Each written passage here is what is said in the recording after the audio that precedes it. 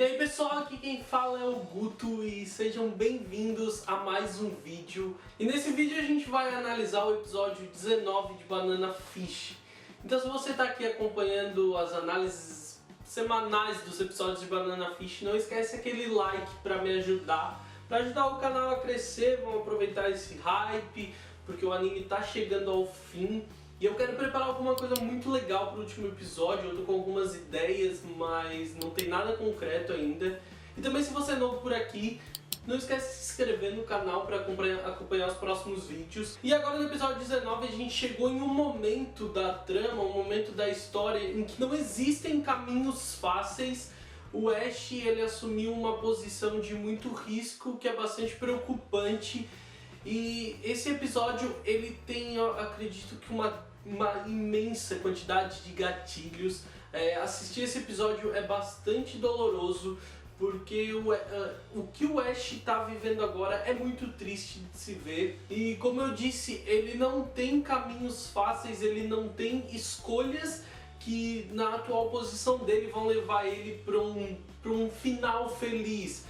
Porque todas as escolhas que ele possa fazer pro bem dele podem vir a prejudicar o Ed, e ele nunca vai escolher isso. O episódio começa lá na noite, lá no final do outro episódio, do episódio 18, logo após o Golzinho ir embora com o Ash no carro.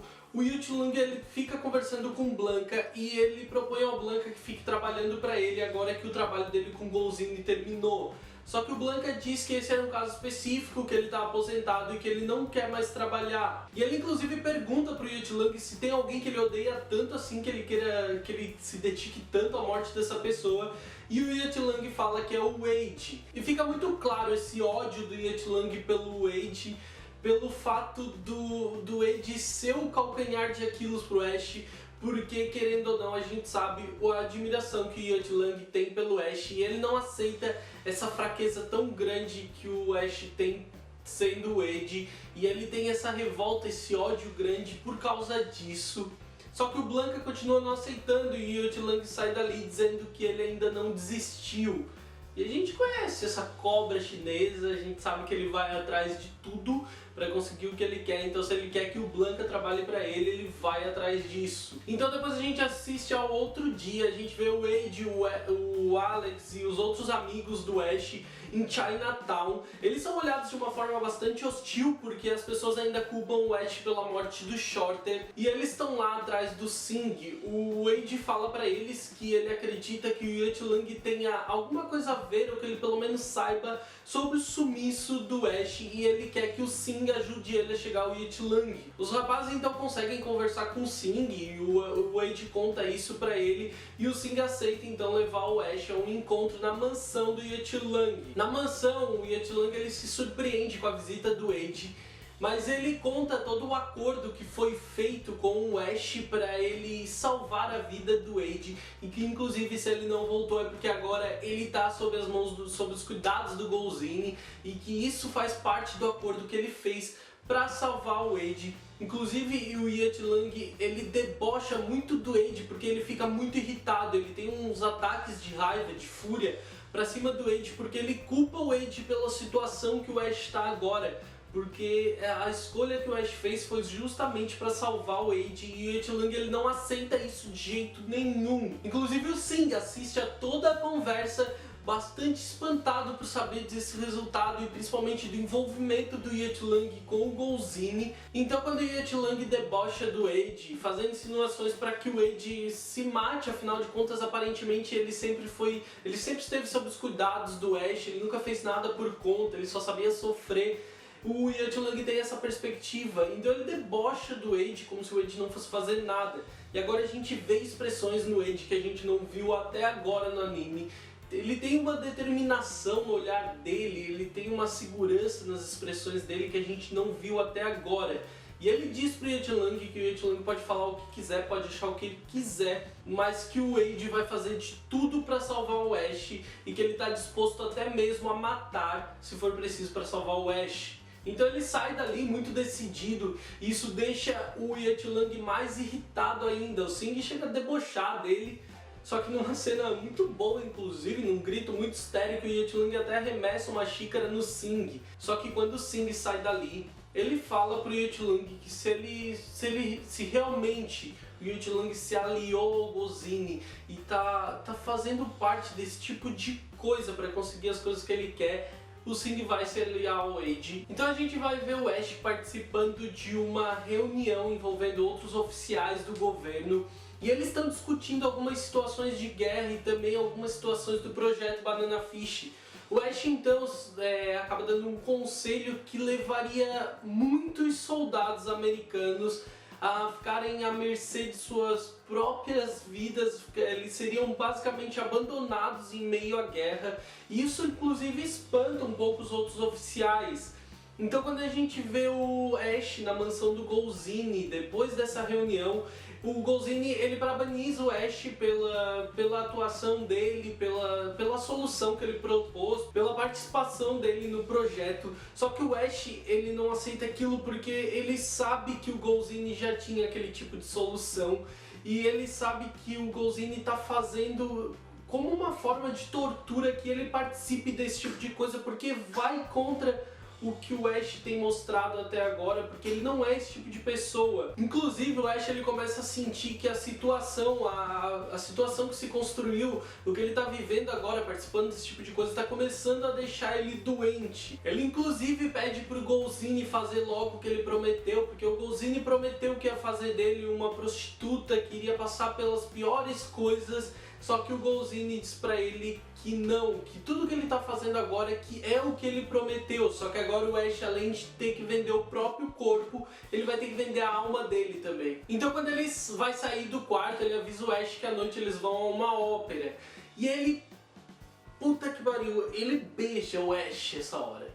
O quão repugnante é ver esse velho nojento beijando o Ash.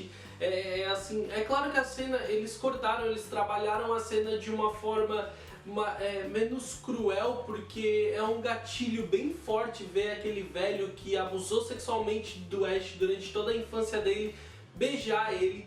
Só que quando ele sai, ele tem sangue na boca, aparentemente o Ash mordeu ele, machucou ele.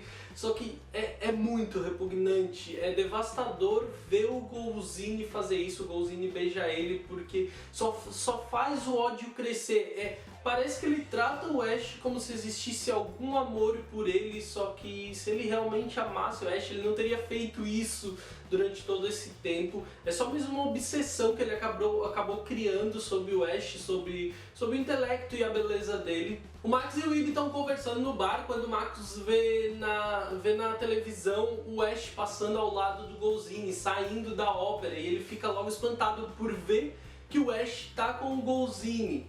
Então a gente vê o Ash e o Gozini no carro, o Gozini fala pra ele que logo a visão dele vai retomar, então a gente vê uma expressão de pavor nos olhos do Ash, ele não tá entendendo direito o que tá acontecendo, só que aparentemente o Gozini drogou ele, é o que ele explica, ele drogou o Ash e as pupilas dele estão muito dilatadas, só que logo a visão dele vai voltar ao normal. E ele explica que ele não tem como confiar no Ash depois de tudo que aconteceu e que é pra ele entender e também não ficar ressentido com isso. A gente vê então uma sequência de cenas do Ash trabalhando, estudando, preparando documentos e relatórios na mansão do Gozini. É uma cena bastante interessante, a imagem que é criada em cima dela.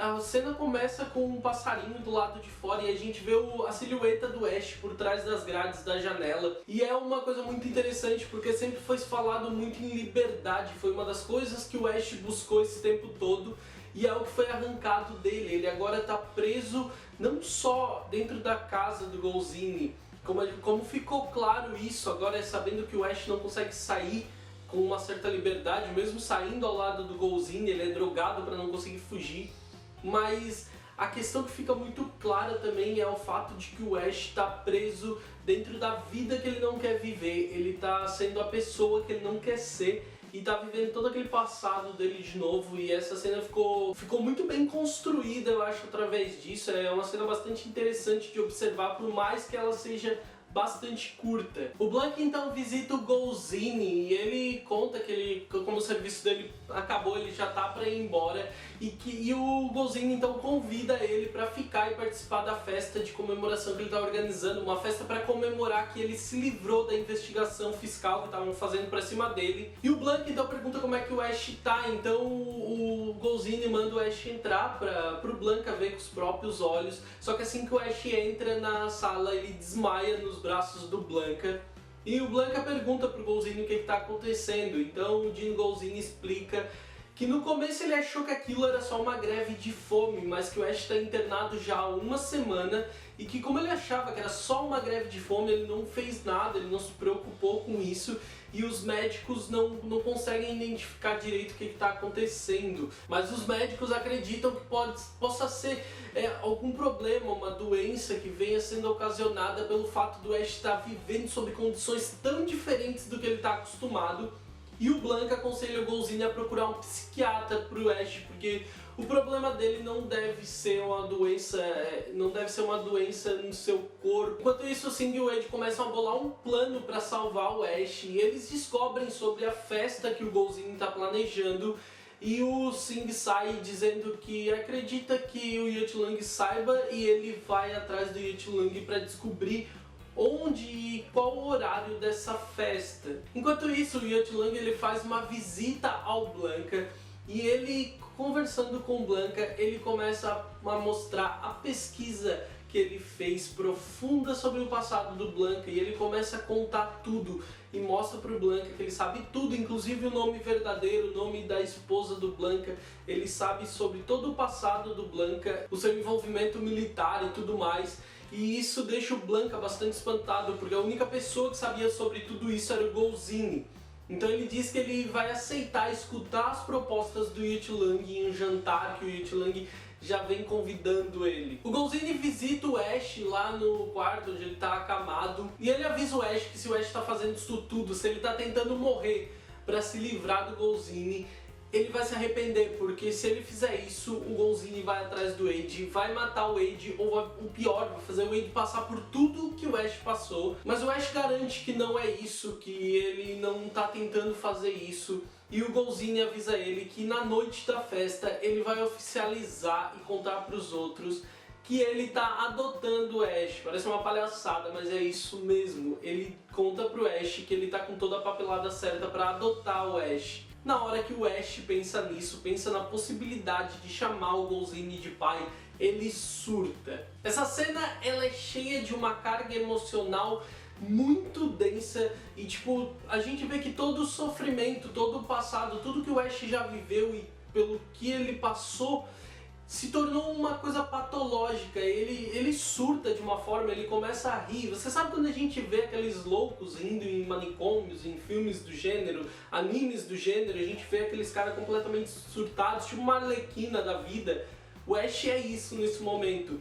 A ideia de chamar o Golzine, o cara que abusou sexualmente dele toda a infância dele, chamar esse cara de pai, deixa ele completamente fora de si, ele começa a rir daquilo. É uma cena cheia de gatilhos, todo esse diálogo ele é cheio de gatilhos, é bastante cruel porque o Ash começa a falar pro Golzine como ele achou que esse tempo todo ele fosse só um brinquedo sexual do Golzine. Ele fala de uma passagem de um cara que foi o cara que o Golzine usou para arrebatar crianças, para ele levar para se prostituir. E o Ash conta que esse cara estuprou ele inúmeras vezes. E depois de que aconteceu, de tudo que ele fez, ele perguntou pro Ash se aquilo machuca. E o Ash lembrar daquilo deixa ele surtado, porque tipo, o Golzine quer adotar ele depois de todo esse tempo. Nenhum dos homens que se deitaram com ele, que pagaram pra estar com ele, tipo, se preocuparam com o que ele sentia. Sempre ele foi um mero brinquedo sexual. Ele inclusive faz uma menção ao Golzine, dizendo que essa vida toda o Golzine querendo adotar ele, agora sendo que nesse tempo todo ele chega a dizer que ele era o banheiro do Golzine, porque depois que ele e esses homens nojentos tinham um dia agitado, eles iam lá despejar o sêmen deles em cima do Ash. Tipo, vocês têm noção do quão cruel é o Ash liberar essas palavras? e tipo, o pensamento, como fica claro o tipo de coisa que o Ash viveu. E ele continua falando, usando esse tipo de figura de linguagem, dizendo que ele era o banheiro do Golzini e que nenhum desses homens que passaram por ele sequer em algum momento se preocuparam em como ele sentia. Então o Golzini, em um momento de raiva, chuta o Ash no rosto e começa a surrar ele, só que alguns médicos entram e conseguem impedir ele. Quando o Golzini sai dali, ele diz que o Ash nasceu uma prostituta vulgar, mas que ele vai transformar o Ash em uma esposa casta e adequada. Isso é extremamente cruel de ver. A gente vê o Ash fica ali com uma expressão de completo desespero no rosto, sem nenhuma reação. O Singh chega à casa do Yetilung e ele acaba esbarrando com Blanca, que foi lá pra tal janta. Quando os dois entram na casa, tem um homem tentando fugir. Esse homem ele acabou de cometer uma tentativa de assassinato para cima do Yetilung. Só que o Blanca e o Singh juntos conseguem capturar ele, só que ele imediatamente comete suicídio. O Yetilung não gosta de ver o Singh ali, só que o Blanca convence ele a deixar o rapaz junto, porque ele, afinal de contas, ajudou a capturar o tal homem. E o Singh fica atento a toda a conversa dos dois. E o Blanca diz pro Yetilung que ele vai aceitar a proposta, só que a condição é a seguinte: ele não vai matar ninguém, ele vai apenas servir como guarda-costas do Yetilung. E é o que o Yetilung tem para aceitar. Inclusive eles falam sobre a festa do Golzini. Nesse momento o Singh fica atento para saber qual é a hora e o lugar que a festa vai acontecer e poder contar pro Ash e os outros para eles continuarem elaborando o plano. Então a gente vai ver o Blanca e o Golzini observando o Ash. Ele tá tipo dormindo ainda em observação, e o Golzini conta pro Blanca que a ideia dele de procurar um psiquiatra funcionou. Na real, o Ash ele tá com um quadro de anorexia nervosa causada por essa situação, e o Golzini ainda fala para ele que ele não vai deixar o Ash morrer, que ele vai fazer de tudo, ele vai contratar o melhor médico, os melhores enfermeiros para cuidar do Ash dali pra frente. Ele não vai deixar o Ash morrer, ele vai fazer de tudo para salvar ele. E que se um dia for pro Ash morrer e ele ainda for propriedade do Golzini, é ele que vai fazer isso. O Blanca então conta sobre o acordo dele com o Yetilung, e o Golzini diz pra ele tomar cuidado, como ele vai ficar ali, é pra ele ter cuidado pra não deixar nunca as emoções dele interferirem no trabalho. Então, em outro lugar, em outro cenário, a gente vai ver o Wade e o Singh começando a bolar o plano pra invadir a festa e salvar o Ash. E quem chega disposto a ajudar eles é o Kain Blood e a gangue dele. Então a gente vai ter a gangue de Chinatown do Singh, o Wade e toda a gangue do Ash, o Alex e os outros amigos dele, e também o Kain Blood e a gangue dele prontos pra ir lá pra festa, invadir a festa e salvar o Ash. Então a gente pode esperar muita ação nos próximos episódios, e inclusive os próximos episódios eles são bastante preocupantes, porque como a gente viu no passado também, no episódio passado isso já começou, assim, ó, são muitos gatilhos acontecendo, tem muita coisa, é um anime muito pesado. Eu acho que tem que ter uma cabeça muito boa pra estar assistindo o Banana Fish. Eu acho que tem que estar muito preparado mesmo. Tipo, ele não romantiza todo esse problema, que eu acho incrível, o estupro, a violência sexual, a pedofilia, tudo isso, nada disso foi romantizado na série. É realmente uma coisa repugnante e é um crime aqui. Só que ainda assim, a gente ver as declarações do Ash por tudo que ele passou, ver os homens que se envolveram com ele, são um gatilho muito pesado, eu acho que para boa parte das pessoas. E a tendência é que isso continue aparecendo até o final do episódio. É uma coisa bastante cruel, mas é uma forma bem crua, bem orgânica de se mostrar, que eu acho bastante interessante. E eu tô realmente animado com os próximos episódios. Eu já conheço a história, eu já li o mangá, eu já sei o final do anime e tudo. E eu realmente tô muito empolgado em saber como eles vão adaptar tudo aqui pra frente, porque eu realmente acho que tem poucos episódios para adaptarem muitas coisas ainda, mas eu acho que num contexto geral o estúdio tem feito um bom trabalho e eu tô bastante animado. Eu espero que você tenha gostado do vídeo. Não esquece de deixar aqui embaixo o que você achou desse episódio, pra gente conversar um pouco mais sobre esse Ash louco, esse Ash surtando, pensando no passado e na nova situação dele. Olha a ideia de chamar o Golzini de pai, que coisa repugnante que pode ser. Então não esquece, comenta aqui embaixo pra gente continuar conversando. E eu vejo vocês no próximo vídeo. Grande beijo. Tchau, tchau.